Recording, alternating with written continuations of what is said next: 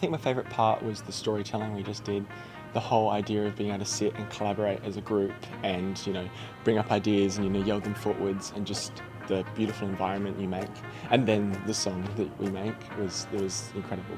I think one of the most surprising things I've learned about myself in the intensive was the fact that I tend to focus more on emotion and storytelling than I do, the lyrics or the melody of a song.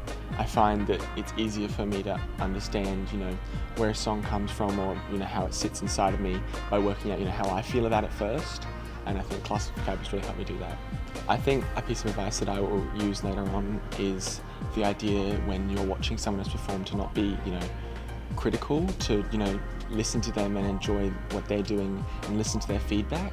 Because when you're negative, it makes your own performance negative, and the way you think about your own performance negative as well.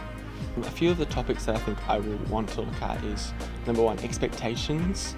I have some fun ideas where I'd like to look at, the expectations that parents have, and that, through clothing or through, jobs and school classes, like looking at that.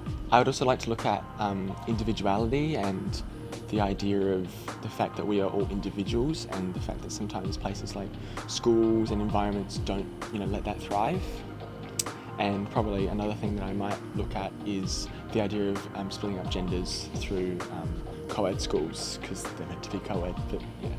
I think the thing I'm most excited about for class Cabaret is getting to just play with my own ideas and just get feedback, because I find as a performer that's what I want the most. I want to know what I'm doing right, what I'm doing wrong, or what I can change, because we kind of live in this world where everything has to be perfect and everything has to be the best, but being able to be in an environment where you can just workshop something and it doesn't have to work, and you can just sit there and go through it 3 times, 10 times until you feel good with it and someone else also feels good with it is what I'm really looking forward to.